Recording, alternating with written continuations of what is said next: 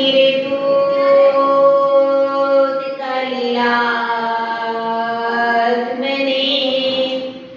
सालोकानां त्रिलोकानां यद् विद्या दर्पणायते यद् विद्या दर्पणायते।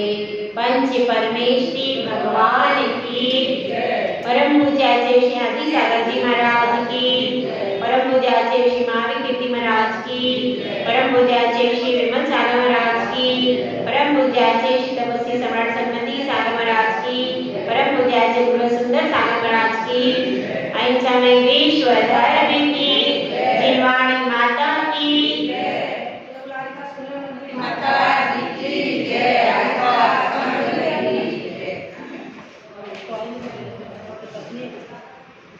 कुछ ऐसे क्षण होते हैं जो कि जीवन में बार बार अमृत को सींच देते हैं।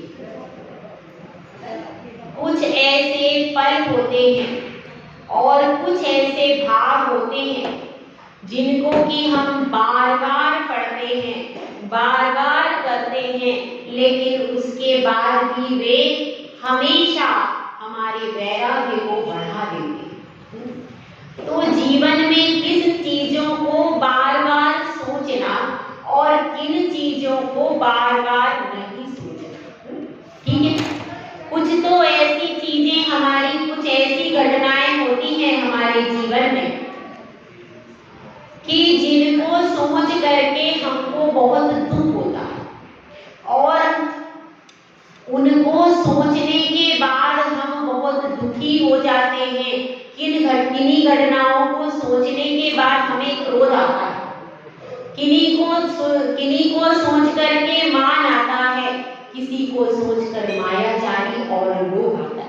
इस तरह से हमारे जीवन की जितनी भी लौकिक घटनाएं हैं उन सब को सोच करके हमारे मन में कषाय की उत्पत्ति अवश्य होगी। लेकिन कुछ ऐसी घटनाएं हैं जो धार्मिक घटनाएं हैं जिनमें हमने गुरु के दर्शन किए, माता जी को आहार दिया और क्या किया, भगवान की पूजा की, विधान किया, अभिषेक किया। ये सब घटनाएं जब भी याद करते हैं तो मन में उत्साह बढ़ता है, मन पवित्र हो जाता है। इसलिए जीवन में यदि आपको कुछ याद करना है तो क्या याद करो, याद कीजिए आपने कौन से आचार्य परमेश्वरी के कब दर्शन किए, कहां पर दर्शन किए, कौन से भगवान की पूजा कब की थी, प्रतिदिन आज मंदिर में गए थे, पूजा की थी, कैसे भाव हो रहे थे, आज हमने कौन कौन सी पूजा की थी। यह सब याद करो, प्रतिपल याद करो, इसमें कुछ नुकसान नहीं है।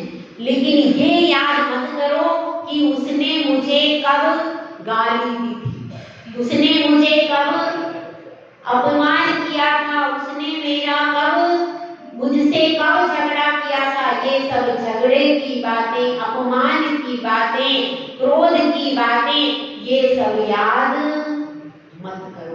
ये सब याद करोगे तो पुनः कषाय बढ़ जाएगी। हो सकता है 20 साल पहले आपकी सासू ने आपको कुछ कहा, अब आप उसको याद कर रहे, मेरी सासू ने 20 साल पहले मुझे ये कहा था।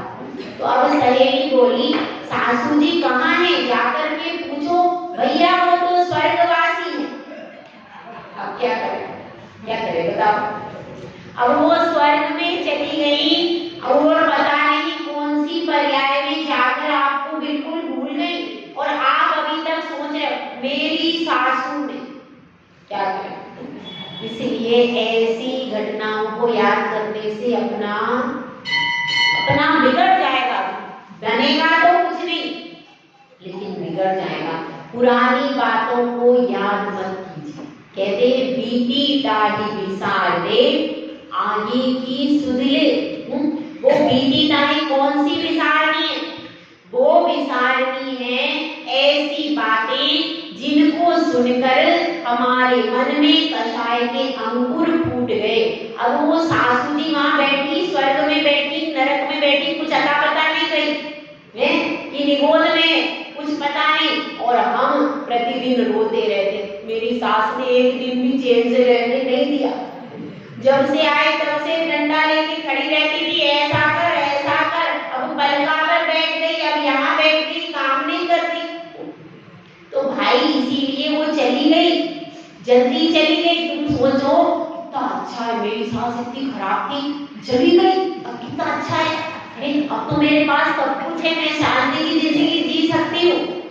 तो ऐसा सोचो, नहीं वो ऐसा कर। अब उसको सोच करके दिन भर हम अपने परिणामों को ऐसा बना रहे, आत्म रौद्र ध्यान कर रहे।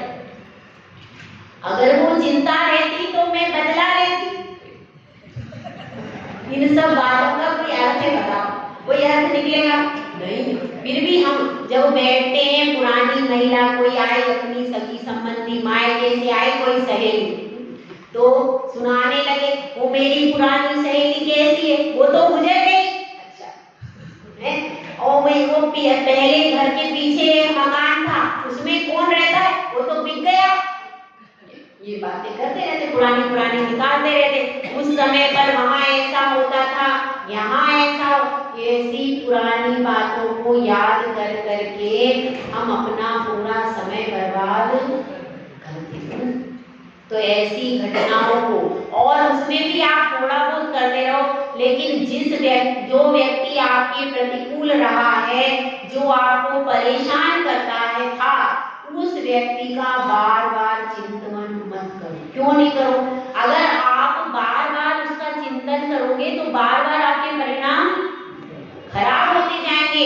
इसलिए जिस व्यक्ति ने आपको कभी परेशान किया तो उससे कह दो, भैया मैंने तुझे क्षमा किया, और स्वयं भी उसकी बात को अपने दिल से, दिमाग से निकाल दो।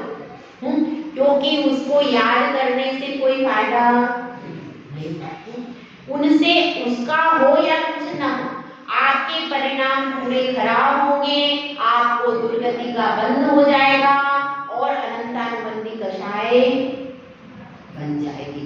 इसलिए हम अपने आप को सुधारने के लिए यहाँ पर आए। इसलिए पुरानी बीती घटनाएं, जो हमारी अशुभ घटनाएं हैं, जिनसे हमें दुख होता है, सुन करके, बोल करके दुख होता है, ऐसी सब घटनाओं को भूल जाओ। आज तो मैं सुखी हूँ, आज तो मेरे पास सब कुछ है, आज को याद करो और खुश हो जाओ। कल की घटनाओं को याद कर करके आत्म रौद्र परिणाम मत करो। ठीक है, ये तो हो गई बात। अब यहाँ पर सामायिक में बैठे, सामायिक में कदाचित कोई पुराना व्यक्ति सामने से आ गया, तो अपने को अरे मेरी मायके की आ गई, मेरी पुरानी सहेली, मेरी बहन, मेरी क्या हो गया। फिर आपका सामायिक, आप मोल लेके बैठे थे, लेकिन अचानक वो पास में आ गया, तो आप क्या, तो पूरा उपयोग उसी में चला जाएगा। फिर सामायिक ढंग से नहीं होगी, क्योंकि वो आकर के मुझे अभी 10 मिनट में जाना है, तो क्या होगा, फिर आपकी सामायिक व्यवस्थित नहीं होगी। आप अपनी सामायिक नहीं छोड़ना। कभी कोई परिचित भी आ गया बाय चांस, तो आपका क्या कर्तव्य है, या तो आप सामायिक शुरू नहीं करी तो क्या कर लो, उसको बात कर लो, उसके बाद दोबारा बैठ के सामायिक करो। एक तो ये भी। और यदि बहुत ज्यादा जरूरी बात करना है तो क्या करो, अभी सामायिक छोड़कर पहले उससे बात कर लो, उसके बाद दोबारा से पुनः सामायिक दोबारा करो। और यदि बहुत जरूरी नहीं है तो अपनी बहू को, बेटी को, बेटे को बोल दो, उनका सेवा सत्कार करें। आप अपनी सामायिक डिस्टर्ब, उनको एक बार इशारा करके बोलना पड़ेगा अपने को, बहू को, या कोई आ जाए तो उनको सुपुर्द कर दो, पहले ही बोल देने का अपने परिवार वालों से, बहू से, आदि से, कि यदि मैं सामायिक में बैठ जाऊं, कोई भी अतिथि आदमी आए तो आपको उसको संभालना है, आपको उसको देखना है, ताकि आपकी सामायिक डिस्टर्ब नहीं हो पाए। तो अब इसमें यही बता रहे हैं, शिष्य ने प्रश्न किया किया था कि हमारे मन में तो प्रतिपल बीती घटनाएं भी चलती रहती हैं, तो हम क्या करें, सामायिक में क्या चिंतन करें, तो उसके लिए गुरुदेव यहाँ पर बता रहे हैं कि क्या चिंतन करना चाहिए। देखिए श्लोक नंबर 104। अशरणमशुभम नित्यं दुःखमनात्मानं मावसामि भवम् मोक्षस्तद्विपरीतात् मेति ध्यायन्तु सामयिके। अशरणमशुभम नित्यं दुःखमनात्मा मावसामि भवम् मोक्षस्तद्विपरीतात् मेति ध्यायन्तु सामयिके। अब इसमें क्या कह रहे हैं, अशरण, अशरण का अर्थ क्या है कि इस संसार में कुछ भी शरणभूत नहीं। इस चीज को समझ, क्या कहते हैं, कहाँ गए चक्री जिन जीता भरत खंड सारा, कहाँ गए वे राम लक्ष्मण जिन रावण मारा, कहाँ गई रुक्मणी सत्यभामा आयु संपत्ति सगरी, कहाँ गए वे रंग महल सुवर्ण की नगरी, मोह नींद से उठ रे चेतन तुझे जगावन को, हो दयाल उपदेश करे गुरु बारह भावन को। 12 भावना का चिंतन प्रतिदिन सामायिक में करना ही चाहिए।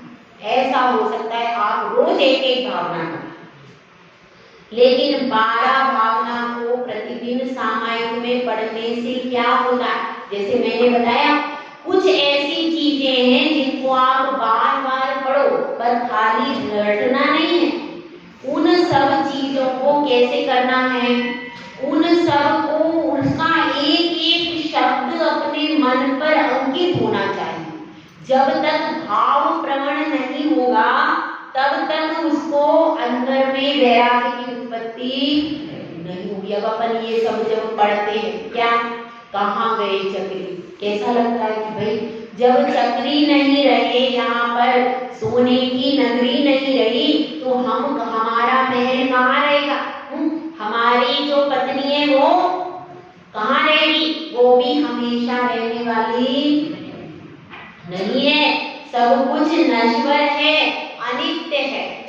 अनित्य भावना मतलब कुछ भी यहाँ पर नित्य रहने वाला नहीं है। इसीलिए मुनि क्या करते हैं, मुनि सकल व्रती बड़ भागी, भव भोगन ते वैरागी, वैराग्य उपावन माही, चिंते अनुप्रेषा थाई, इन चिंतित सम सुख लागे, जिमि जनन पवन के लागे, तब ही जिय आत्म जाने, तब ही शिव सुख पहचाने।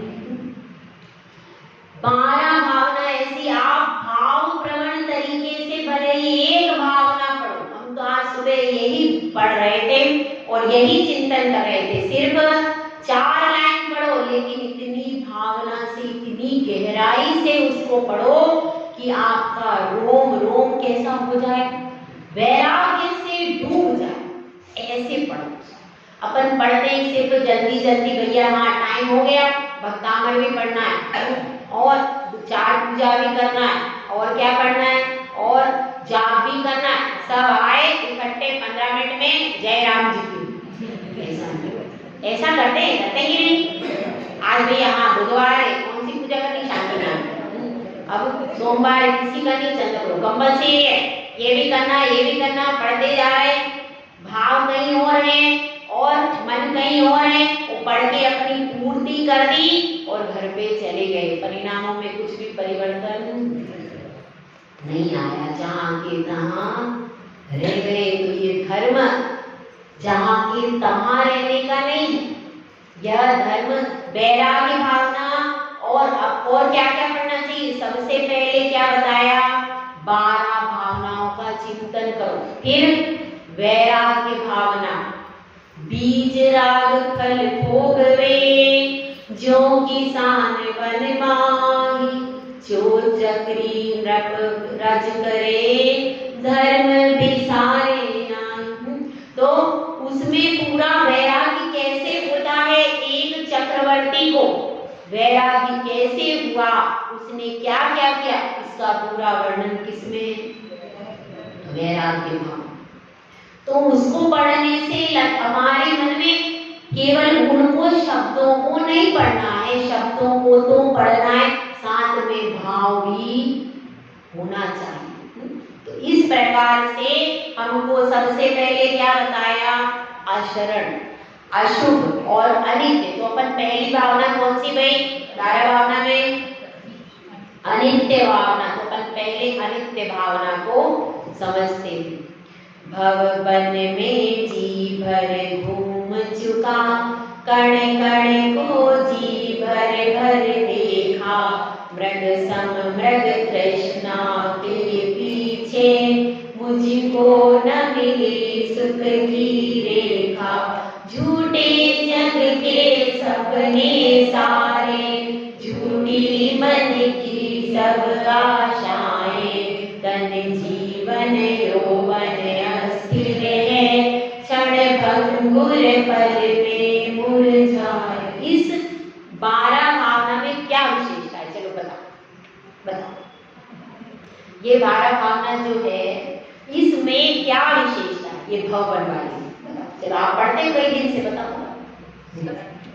सब चीज की अनित्यता बताइए, सब चीज की अनित्यता स्थिर रहने वाला नहीं, वो तो अनित्य भावना तो पहली, और कुछ हाँ आप बताइए, आप लोग सब पढ़ते होंगे वाली 12 भावना, पूजा भी करते हो, बताओ क्या संसार असार है, नहीं अब मैं बताऊंगी, आप देखो मैं बता रही हूँ। उसमें हर भावना का नाम है, आप देख लो पूरी 12 भावना, हर भावना का नाम है, हर भावना का नाम है। अभी इसमें क्या है, अस्थिर, अस्थिर भावना यानी अनित्य भावना, और जितनी भी 12 भावनाएं उनमें हर छंद में 12 भावना का नाम आए, जरूरी इसमें आया, देखो अस्थिर आया कि नहीं, हाँ अस्थिर मतलब, अस्थिर का मतलब अनित्य भावना।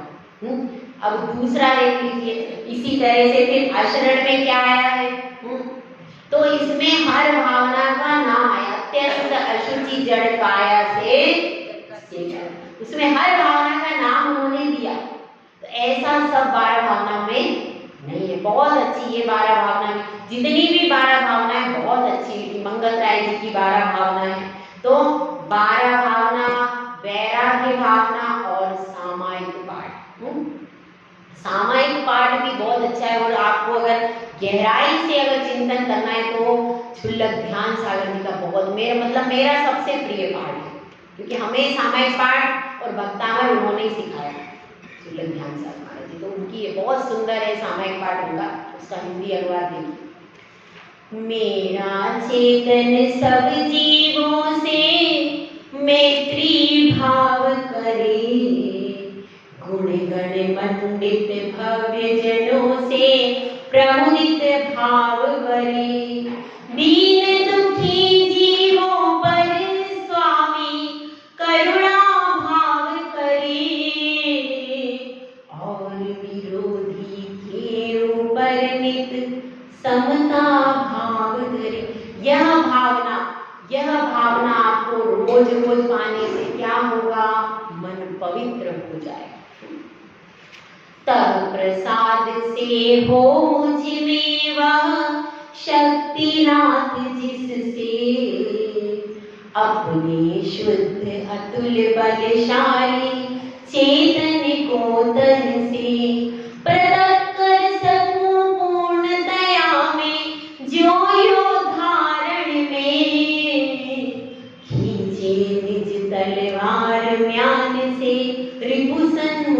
क्षण में। कितनी सुंदर सुंदर और मतलब काव्य भी आपको मोबाइल में सारी चीजें मिलती हैं, लेकिन हम क्या सुनना पसंद करते हैं ये हमारे ऊपर निर्भर है। बहुत कुछ ऐसा है तो उनको बार बार फेरिए, किसको? 12 भावनाओं को। अनुप्रेक्षा इसीलिए कहा ये जो 12 भावनाओं को बार बार फेरिए, वैराग्य भावना को, सामायिक पाठ को, इन सब को आपको किसमें पढ़ना है? सामायिक करते समय 12 भावनाओं को पढ़ो। एक दिन 12 भावना पढ़ ली, एक दिन मंगत राय जी की पढ़ ली, एक दिन राजा राणा छत्रपति पढ़ ली। इस तरह से प्रतिदिन अलग अलग पढ़ो ताकि आपका मन, वह बंदर है चंचल, तो वह मन आपका एकाग्र हो और वह लगे। और सभी में वही बात है, आत्मा का ध्यान है, समता है, सारी चीजें प्राचीन जितने भी है, आगे भी लोग लिखी है महाराज जी लोगों ने, लेकिन जो प्राचीन में है वो समग्र एकदम इंटीग्रेटेड चीज जो आपको मिलेगी वो कहाँ मिलेगी? प्राचीन। एक श्लोक भी दे दिया, एक कारिका भी दे दी, देखिए कितनी सुंदर है मंगत राय जी की। काल बली ने मृग चेतन को घेरा भवन में, नहीं बचावन हारा कोई, यो समझो मन में। काल बली का मतलब काल है, यमराज है, और उसने हमारे आत्मा रूपी चेतन को घेर लिया। तो नहीं बचाना, अब कोई भी बचाने वाला नहीं है। ऐसी हमारी स्थिति है प्रतिपल कि वह हमारा जीवन चेतन मृग है और काल रूपी सिंह प्रति समय पंजा उठा करके बैठा है। फिर भी हम क्या सोच रहे हैं? ये सामग्री भोग ले, ये सामग्री भोग ले। परेशानी क्या आ रही कि वो सिंह दिख नहीं रहा। वो सिंह का पंजा एक बार दिख जाए ना तो हम अपने आप सीधे हो जाए, लेकिन समस्या क्या है? वो पंजा जो है अदृश्य है, वो दिख नहीं रहा। तो नहीं दिखने के कारण हम सोच रहे हैं अभी ये भोग ले, अभी ये पोती को देख ले, अभी वो पोते को देख ले, अभी ये जिम्मेदारी कर ले। क्यों? क्योंकि वो पंजा नहीं दिख रहा। और जब वह पंजा आ जाएगा गर्दन पे, तब आप कहोगे कि हमें पोती की शादी करना है, तो हो जाएगी। फिर एक बार पंजा उसका गले पे आ गया, फिर आप कितना ही प्रयास करो, फिर कुछ होने वाला नहीं है। इसलिए हमको विचार करना है। क्या है? पहली अशरण भावना। अशरण भावना क्या है? बहु मंत्र तंत्र बहु कोई, मरते न बचावे। कितना ही प्रयास करें तो भी मरण समय में कोई भी शरणभूत नहीं है। कोई कितने ही बड़े से बड़े अस्पताल में चले जाना, अगर आपकी आयु पूरी हो गई तो आपको कोई भी डॉक्टर बड़े से बड़ा विदेश से बुला लेना, फिर भी बचाएगा नहीं। क्यों? क्योंकि आयु कर्म आपका समाप्त हो गया, इसलिए वो कोई भी बचा नहीं सकता। तो फिर इसलिए प्रतिपल इन भावनाओं का चिंतन करके अपने वैराग्य को बढ़ाते रहना चाहिए। और जैसे जैसे आप इन भावनाओं का चिंतन करते रहोगे तो क्या होगा? तो आपके मन से आकुलता धीरे धीरे मिटती जाती है। भाई संसार का स्वभाव ही ऐसा है। ऐसा नहीं है कि आज मेरे ये हुए नहीं है, मेरे न हुए ये मैं इनसे अति भिन्न अखंड निराला हूँ, निज में पर से अन्यत्व लिए निज समरस पीने वाला। देखिए एकत्व भी उसमें आ गया, एकत्व का भी है उसमें, और अन्यत्व भावना आ गई यहाँ पर। तो अपने को यह समझना, जब समझ में आता है भैया मैं इनसे अलग ही हूँ, अति भिन्न अखंड निराला हूँ, और निज में पर से अन्यत्व लिए निज समरस पीने वाला। ऐसी भावना जब आती है तो अपने आप मन पावन हो जाता है कि भैया कब तक करेंगे, और करते करते अपना जीवन पूरा खत्म हो जाएगा तो भी ये मुझको कुछ देने वाले। तो इस चीज को समझते हैं तो फिर हम कर्तव्य की ओर जागृत होते हैं कि हमारा सिर्फ कर्तव्य है, पर ऐसा नहीं हो कि इनके पीछे मैं मंदिर भी छोड़ दूं, पूजा भी छोड़ दूं, सब कुछ छोड़ करके इनके पीछे 24 घंटे लगे रहें। नहीं, क्यों? क्योंकि जब अंत समय आएगा तो इनमें से एक भी मुझे बचा। यदि मैं इस भव में धर्म ध्यान करके अपनी गठरी में कुछ बांध नहीं पाए, हाँ भैया गठरी है ना सबके पास, अपने पास गठरी है, हम तो गठरी लेके जाएंगे भैया, हम तो अपनी गठरी लेके जाएंगे। इस आत्मा में पुण्य पाप की गठरी पड़ी है, उस गठरी में आप चाहो तो पुण्य बांध लो और आप चाहो तो पाप बांध लो। क्या बांधना है, किसके ऊपर है? अपने ऊपर है। बाहर से तो आप कुछ लेके नहीं जा पाए, लेकिन अंदर पुण्य पाप है। उस पुण्य पाप की गठरी में अगर आपने पुण्य बढ़ा लिया तो आपकी उच्च गति हो जाएगी, और अगर आपने पाप बढ़ा लिया तो क्या होगा? फिर नीच गति होगी। निर्णय किसको करना है? निर्णय हमको करना है। यदि हम परिवार के पीछे लगे रहे और कुछ भी धर्म ध्यान नहीं किया, मंदिर कभी नहीं आए, पूजा नहीं की, कभी सामायिक नहीं की, कभी अच्छा काम नहीं किया धर्म का, तो क्या होगा? फिर आपके पाप का पलड़ा बहुत भारी हो जाएगा, क्योंकि आपने धोने का कोई काम ही नहीं किया जिंदगी में। तो क्या होगा? फिर आप दुर्गति में चले जाओगे, यानी जिंदगी भर भी परिवार की सेवा करने के बाद भी कुछ मिला नहीं मिलेगा। यह संसार का स्वरूप है। यदि मिलता होता तो अनादिकाल से अब तक हम परिवारों की सेवा करते आ रहे कि नहीं आ रहे, तो भी अपन फिर भी पंचम काल में दुखी हो रहे कि नहीं? क्यों हो रहे? कि हमने धर्म ध्यान नहीं किया, सम्यक दर्शन प्राप्त नहीं किया। इस चीज को समझने की जरूरत है। यदि आज नहीं चेत पाए तो कब चेतेंगे बताइए? तब कोई, इसीलिए आज से ही अपने को यह भावनाओं में अपने मन को गहराई से लगाना चाहिए। यदि अब नहीं लगा पाए तो कब करेंगे? इसीलिए बताया है, संबर सहित करो तप प्राणी, मिले मुक्ति रानी, इस दुल्हन की यही सहेली, जाने सब ज्ञान। बहुत सुंदर, इसमें बहुत ही नया उत्प्रेक्षा की गई है कि ये दुल्हन है, और इस दुल्हन की कौन? संबर। संबर जो है ये दुल्हन है, और इसकी सहेली कौन है? तप।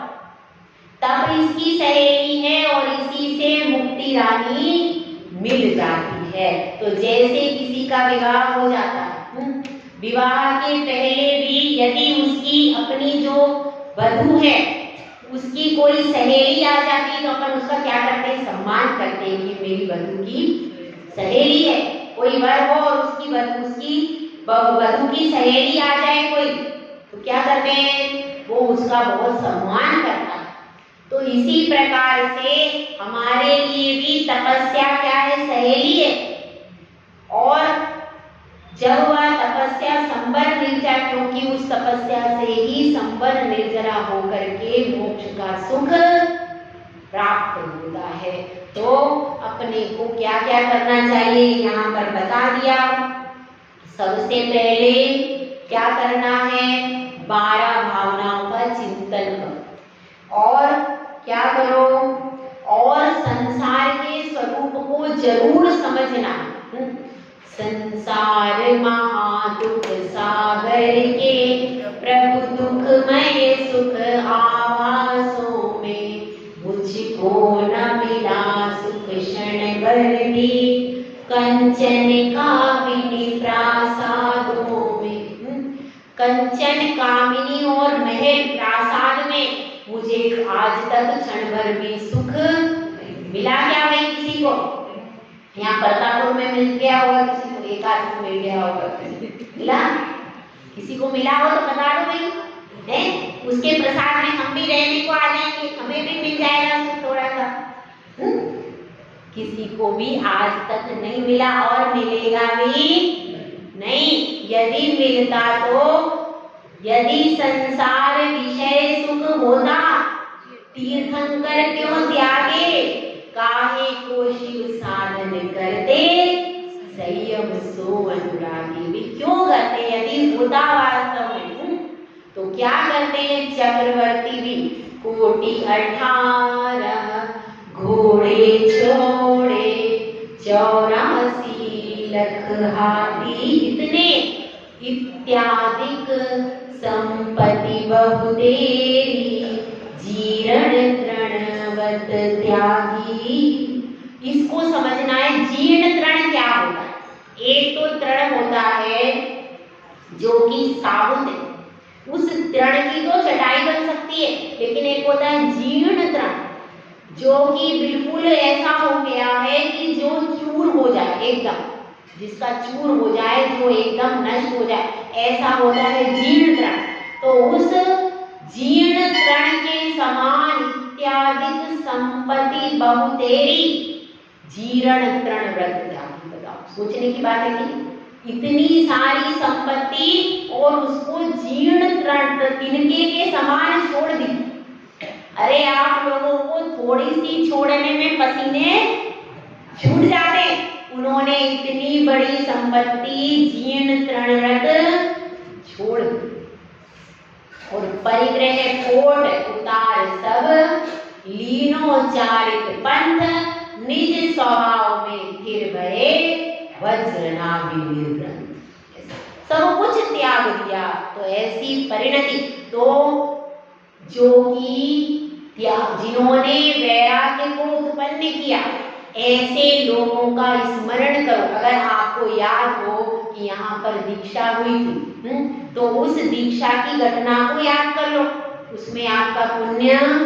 परतापुर के बारे में भी याद करना है, यहाँ पे और भी दीक्षाएं हुई हैं। कुल टोटल कितनी दीक्षा हुई? 12-15 तो नहीं, यहाँ पर परतापुर में कितनी हुई? यहाँ पे 7 दीक्षा हुई। हाँ, तो वो दृश्य अपने आंखों के सामने लाओ कि देखो कैसे दीक्षा हुई थी हमारे परतापुर में, यहाँ पर कितनी दीक्षा हुई थी। तो वो सब दृश्य अपनी आंखों के सामने लाओगे तो आपको फिर कैसा लगेगा, फिर अपना मन पवित्र हो जाएगा कि देखो संसार में कुछ भी सार नहीं है। सार अगर किसी में है तो मोक्ष में ही सार है, संसार में सार नहीं। तो ऐसी भावनाओं से अपना मन कैसा बनाओ, मजबूत बनाओ, जिससे कि अपना वैराग्य बढ़े। वास्तविक निधि भोग नहीं, वास्तविक निधि है वैराग्य। भोगों को इतना भोगा कि खुद को ही भोग बना डाला, साध्य और साधन का अंतर मैंने आज मिटा डाला। मेरी आत्मा मेरा साध्य थी और ये सब जो सामग्री मिली थी, उत्तम कुल और मनुष्यायु, यह सब जिन कुल, यह सब साधन था उस आत्मा की साधना के लिए, और मैंने विषय भोगों में, कषायों में यह सारा शरीर स्वाहा कर दिया, तो पूरी जिंदगी खत्म हो गई। ऐसा कहते हैं ना, जिसके श्रृंगारों में मेरा यह महंगा जीवन भूल जाता, अत्यंत अशुचि जड़ काया से इस चेतन का कैसा। इसके श्रृंगार में रात दिन कभी इधर शैम्पू लगा रहे हैं, कभी साबुन लगा रहे हैं, तरह तरह की सामग्री, अच्छे से अच्छा भोजन इसको खिला रहे। तो ये बताओ, जिंदगी भर आप किसी कंपनी में सेवा करते हो कि नहीं? तो लास्ट में क्या मिलता है भैया? क्या मिलता है अशोक जी बताओ? हाँ, पेंशन और ग्रेच्युटी। और क्या मिलता है? अवार्ड। हाँ, अवार्ड भी मिलता है। और यहाँ पर हुआ था, वो रिटायर हो गए थे, उनका सम्मान, तो उनको सब लोग उठा करके लेकर के आए और विराजमान किया। और समाज को भी भोजन मिलता है सब कुछ मिलता है, जो चीज है वो तो है। लेकिन अब आप ये बताओ, जब आपका शरीर 80 साल तक आपने इस शरीर की सेवा की, खिलाया भी, पिलाया भी, नहलाया भी, अच्छे से अच्छा शैम्पू लगाया, बढ़िया से बढ़िया साबुन, महंगा डॉग और मोती और क्या क्या आते हो, 50-50, 100 रुपए का साबुन लोग लगा रहे, 100 रुपए का, 120 रुपए का साबुन लेकर आए, मैं एकदम हीरोइन बन जाऊं, बन जाती। यदि ऐसा होता तो सब गोरे सुंदर बन जाते। हम कहते हैं भैंस को साबुन, आप लोग सिर्फ एक भैंस को गोरी कर दो, ठीक है, कर पाए क्या?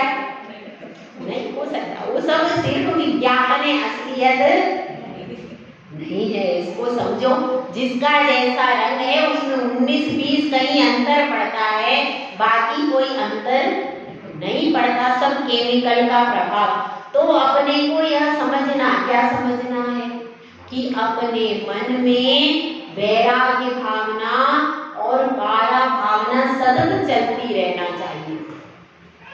क्योंकि ये संसार कैसा है, संसार में प्रतिपल परिवार होता है। ऐसा नहीं है कि अभी आपको परिवार मिला, हम क्या सोचते, मेरा पति भी, मुझको पति मिला है, माता मिली, पिता मिले, ये सब मुझे अभी मिले।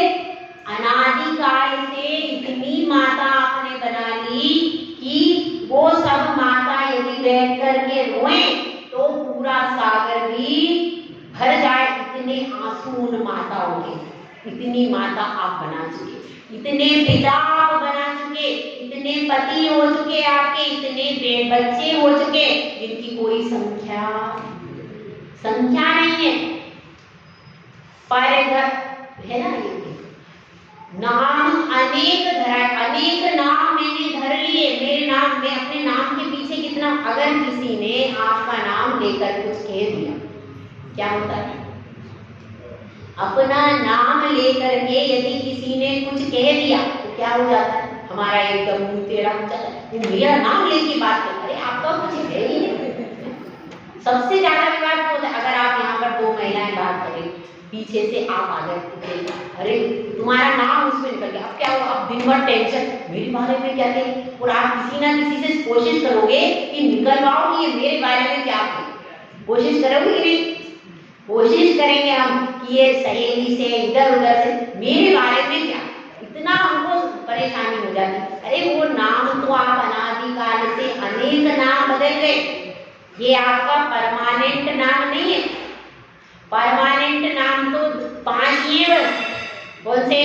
अनंत, सिद्ध, आचार्य, उपाध्याय और साधु, ये अनादिकाल से चले आ रहे, वो पंच परमेष्टि के। और एक परमानेंट हमेशा के लिए, वो है सिद्ध। सिद्ध प्रभु का नाम ही परमानेंट है, बाकी सब किसी का नाम अनंत भी बाद में सिद्ध बन जाते हैं, वो भी हमेशा नहीं रहते।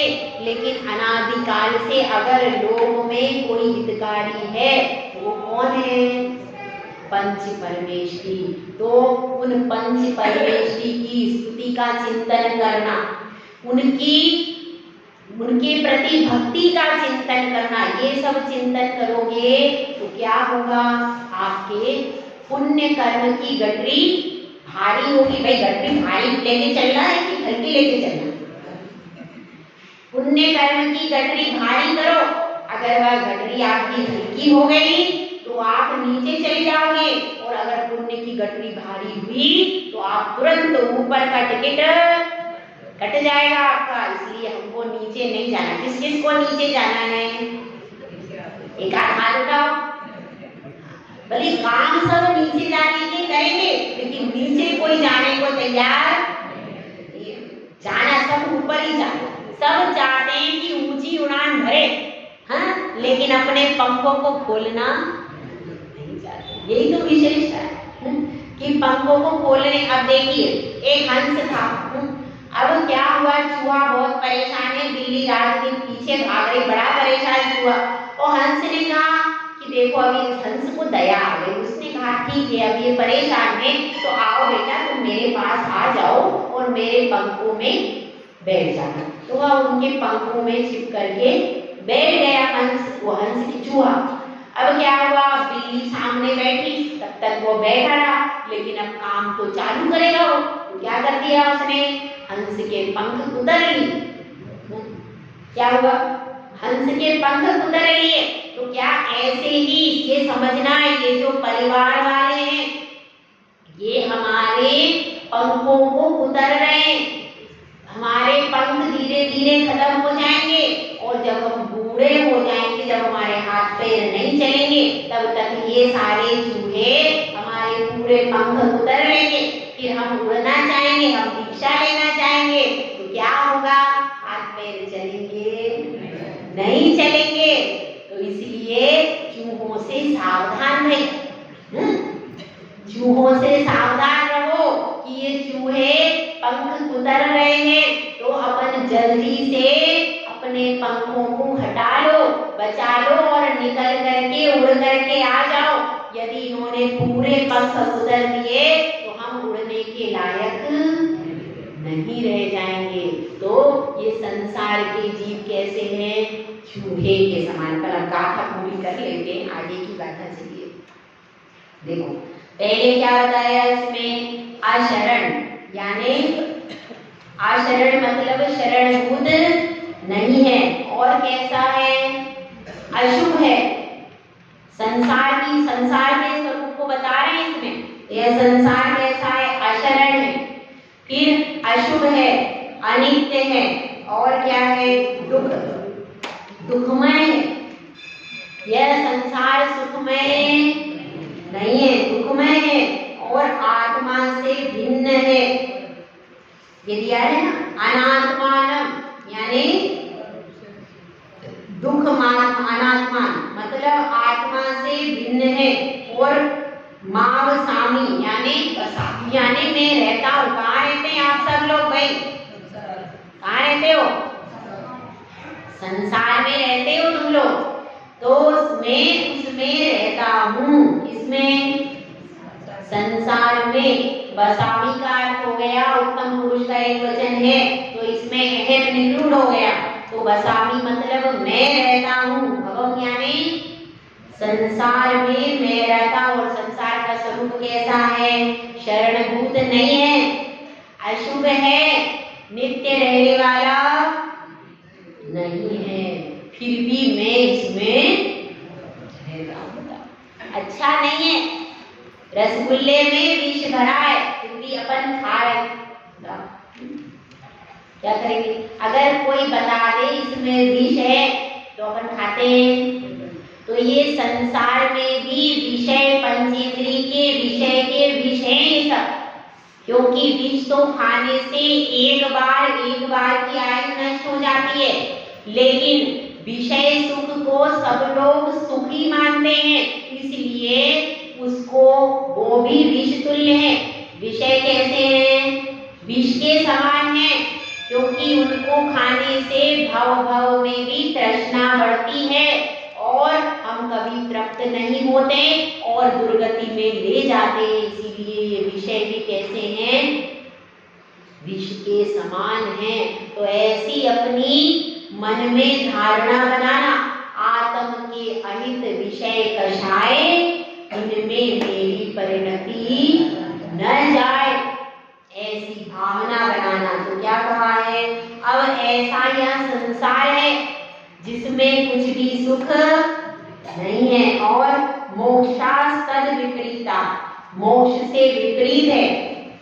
यह हमेशा सामायिक में ध्यायन्तु, ध्यान करना चाहिए, ध्यान करो सामायिक में। किसका, इस संसार के स्वरूप का, 12 भावना का, वैराग्य भावना का, सामायिक पाठ का, इन सब का प्रतिदिन स्मरण करो, ताकि आपके वैराग्य परिणाम बढ़ते रहें और आपको जो आप घर परिवार में 23 घंटे बिता रहे हो उसका पाप आपको न लगे। तो ये सब बातें इसमें बताई हैं। तो हम सबको अब यही सोचना है, यही विचार करना है कि सामायिक में हम बैठे हैं, खाली शरीर से नहीं बैठे, मन से भी पूरा एकाग्र होगा। भले ही तुम एक छंद पढ़ो सामायिक, लेकिन पढ़ो मन से, एक छंद भी पढ़ो, लेकिन उसमें अंदर से रोम रोम भीगना चाहिए, अंदर से लगना चाहिए कि वास्तव में कुछ भी अच्छा नहीं।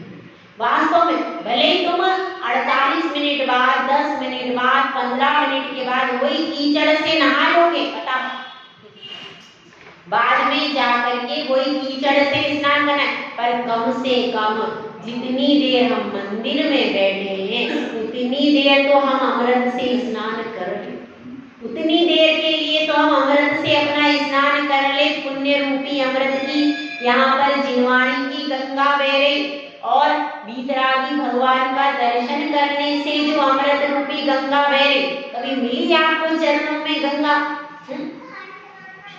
कोई कहता है कि सिर में जटाओं में गंगा है, हम तो कहते हैं कि वीतरागी भगवान के चरणों में गंगा है।